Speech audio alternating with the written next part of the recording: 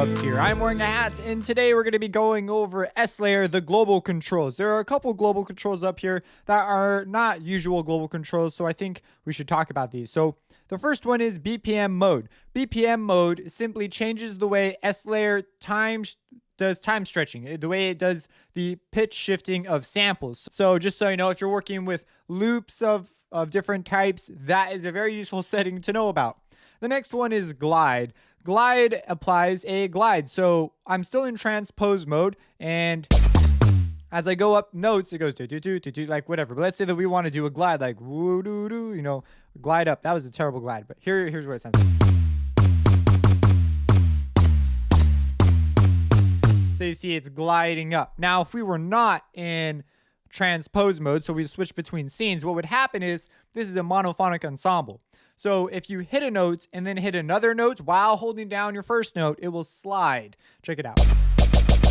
Let's find one note.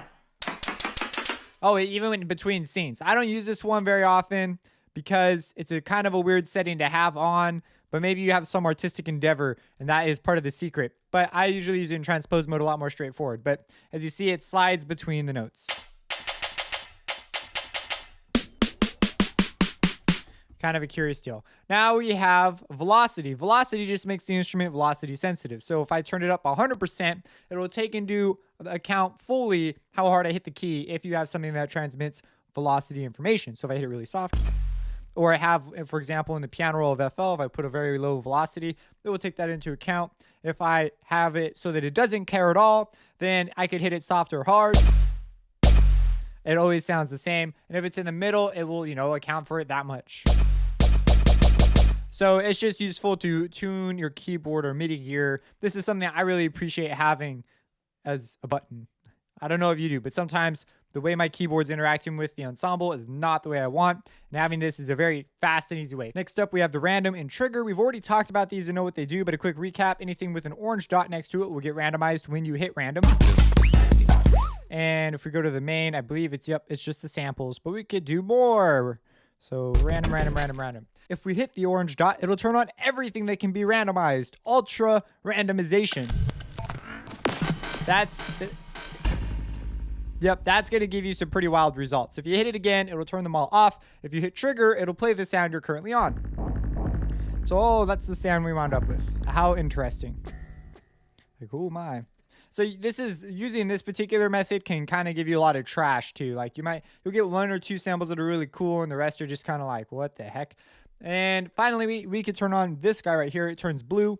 This simply makes it so that when you hit a key or play a note, it will randomize whatever your random button is currently randomizing. So instead of having to hit the random button, you can just use your keyboard. Pretty cool.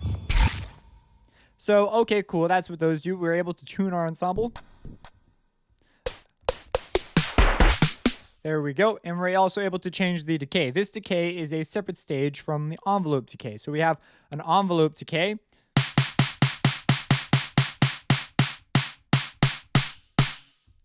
We can hear it in action there.